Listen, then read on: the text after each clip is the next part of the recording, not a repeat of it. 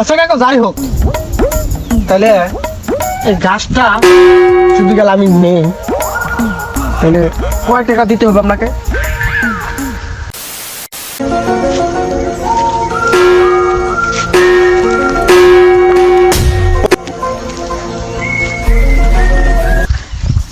আসসালামু আলাইকুম। ওয়ালাইকুম সালাম।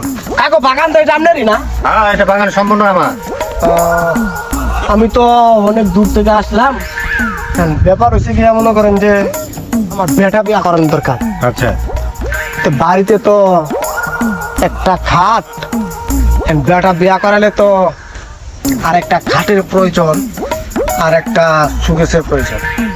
কারণ এই একটা চিন্তা ভাবনা করে এই বাগানে আসলাম যে ভালো একটা গাছ কেনার জন্য, মানে এক গাছে একটা খাট আর একটা সুকেশ হয়। তো আমার ভালো দিকে একটা গাছ দিন তো। গাছ তো অনেক ভালো আছে। এই যে দেখো, একটা দুইটা খাট হবো, একটা সুকেশ হবো। গাছ এই যে দেখো, এই পাশে একটা ভালো গাছ। আসলেই তো দাদা খুব ভালো। আচ্ছা কাকা যাই হোক, তাহলে এই গাছটা শুধু গেলে আমি নেই, তাহলে কয় টাকা দিতে হবে আপনাকে? এটা তো বাজার মূল্য হিসাবে 20,000 তো হই।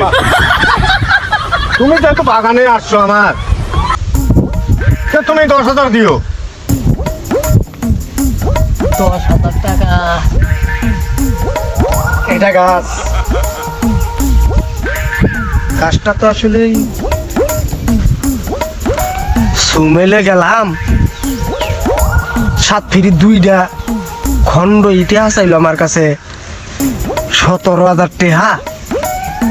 আর এই বেড়ায় এত বড় গাছটা কোথা 10,000 টাকা চাইতেছে না।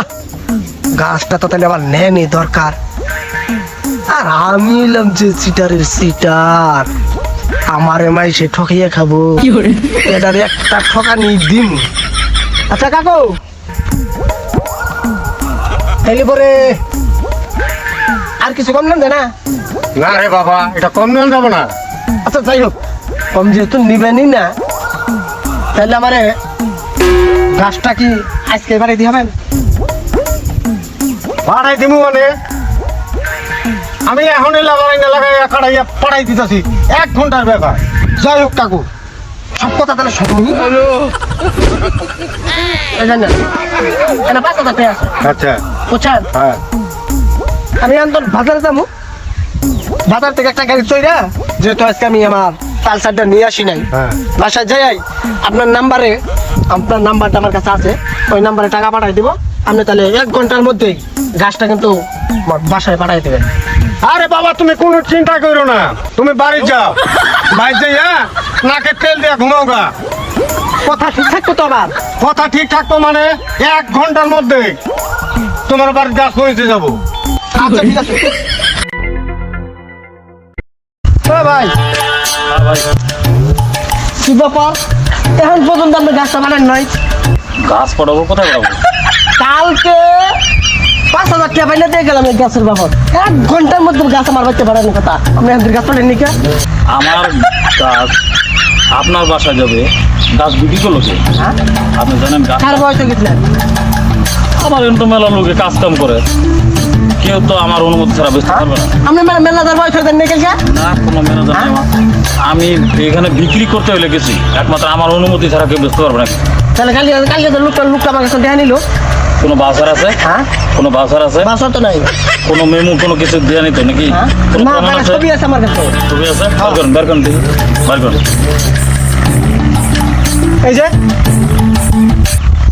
এই দেখেন টাকাটা। এই লোক তো কঠিন বার্তা। কিছুদিন আগেও মনে করেন যে ধরা গেছিল। আপনি এই লোকের পাল্লা করছেন, এই যে দাঁড়িয়ে লোকটা তো হ্যাঁ। কঠিন মানে কঠিন চিটা। আপনি এই ভাট করে পাল্লা করছেন, আপনি পুরো ধরা খাইছেন। এই যে দেখতেছেন, এই যে পাশে দেখেন, এটা পুকুরটা, এটাও আমার। এই সুপারি গাছগুলো এগুলো সব আমার।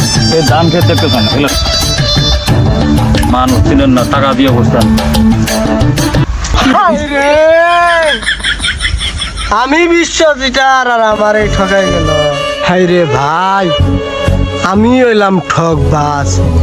ঠকাবার জন্য আমি এই গাছটা এইভাবে 5,000 টাকা বাইনা দিয়ে কিনলাম।